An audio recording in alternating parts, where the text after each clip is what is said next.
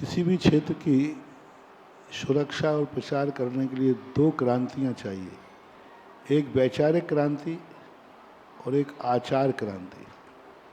आचार क्रांति तो हम साधु लोग कर लेते हैं, लेकिन वैचारिक क्रांति न होने से आचार की क्रांति संकट में पड़ जाती है।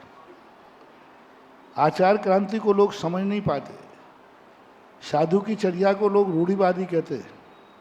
आज मुनिराज की चर्या को जो पढ़े लिखे लोग होते हैं वो कहते हैं ये तो बहुत पुरानी है, 18वीं शताब्दी की चर्या है, उस समय थी। वो इसको ये मानते हैं रात में नहीं खाते थे क्योंकि अंधेरा होता था, लालटेन जलती थी, इसलिए नहीं खाते थे। इसलिए इस प्रकार पानी छान के नहीं खोते थे, पीते थे, क्योंकि फिल्टराइज नहीं होता था, फिल्टर नहीं होता था। इस प्रकार के कुतर्क जो लोग दे करके आचार संहिता का मजाक उड़ाते हैं, उसके लिए वैचारिक क्रांति आना जरूरी है। और वैचारिक क्रांति लाने के लिए मंदिर काम नहीं करेंगे। वैचारिक क्रांति लाने के लिए स्कूल, कॉलेज और यूनिवर्सिटियों में जाना पड़ेगा। मंदिरों में से हम आचार की क्रांति उठा सकते हैं, मंदिरों से हम आचार संहिता को खूब प्रचार कर सकते हैं, लेकिन मंदिर में बहुत कम लोग आते हैं और मंदिर का दायरा बहुत सीमित होता है। लेकिन वैचारिक क्रांति के लिए हमें स्कूल, कॉलेज और यूनिवर्सिटियों में प्रवेश करना पड़ेगा।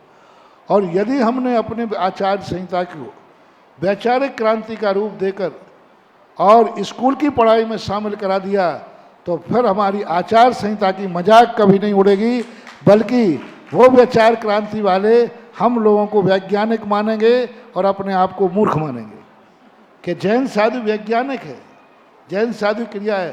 तो वैचारिक क्रांति के लिए यूनिवर्सिटियों में जो अभी बहुत अच्छा, जब कानपुर की तरफ बिहार हो रहे थे, कानपुर के बाहर यूनिवर्सिटी में रुके, विनय जी पाठक कुलपति महोदय हमसे परिचित थे। कोटा के अंदर उन्होंने वर्धमान महावीर विश्वविद्यालय में वहाँ परिचय हुआ था। यहाँ जब उनका परिचय हुआ तो उनके मन में भाव आया कि महाराज जी आप हमारी यूनिवर्सिटी में पधारे हैं तो हम क्या कर सकते हैं। तो उस समय मेरे मन में भाव आया कि पूज्य गुरुदेव आचार्य महाराज के स्मृति स्वरूप उनकी स्मृति में कोई ना कोई इस यूनिवर्सिटी में कोई काम हो जाए तो बहुत अच्छा है। उस समय कुलपति जी ने कहा हमारी भी भावना ये है। उनकी एक सबसे बड़ी विशेषता है विनय जी पाठक की कि जहाँ भी कहीं जाते हैं वो जरूर जैनियों से कहते हैं कि तुम यूनिवर्सिटी मंदिरों तक सीमित मत रहो, यूनिवर्सिटियों में प्रवेश कराओ। और वो जैन धर्म की कोटा के अंदर उन्होंने मानस्तंभ बनवा करके और कहा कि जैन के वर्धमान महावीर स्वामी के नाम का विश्वविद्यालय है। और वो नाम भी मैंने ही दिया था।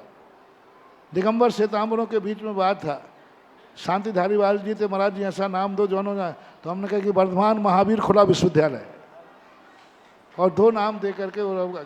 तो उस विद्यालय के अंदर कानपुर में उस समय उन्होंने कहा कि ठीक है, मैं आचार्य महाराज के नाम से जैन विद्यापीठ की स्थापना का भाव करता हूँ।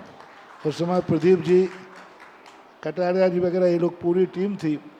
इन लोगों की तरफ देखा, क्योंकि आखिर कितने ही कर लो तुम, धर्मात्मा को किसी धन की तरफ वाले देख नहीं पड़ता है, क्योंकि उसके बिना वैचारिक क्रांति, आचार क्रांति तो हम बिना पैसे के कर लेंगे, लेकिन वैचारिक क्रांति बिना धन के होने वाली नहीं है, क्योंकि खर्च होता है।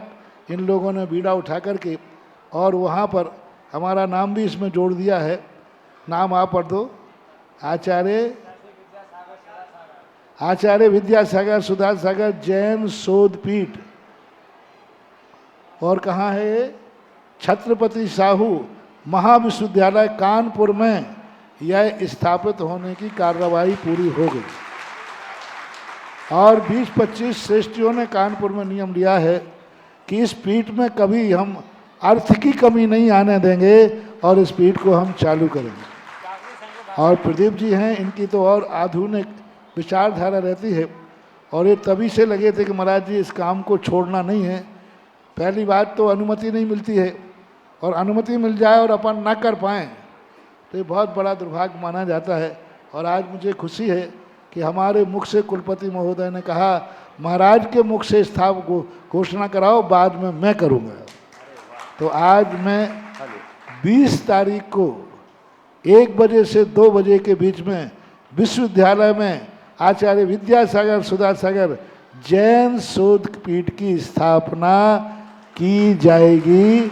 और ये कानूनी पायजामा पूरा पहना दिया गया है, कानूनी लिहाजा सारा पूरा कर लिया गया है। दिल्ली से स्वीकृति आ गई है। अब तारीख मांगी थी तो 20 जून दोपहर में इनकी स्थापना होगी। बाकी सूचना आप दे दें। और कुलपति विनय पाठक के लिए मेरा बहुत बहुत आशीर्वाद और भारतवर्ष की जैन समाज के प्रति उनके प्रति साधुवाद, धन्यवाद।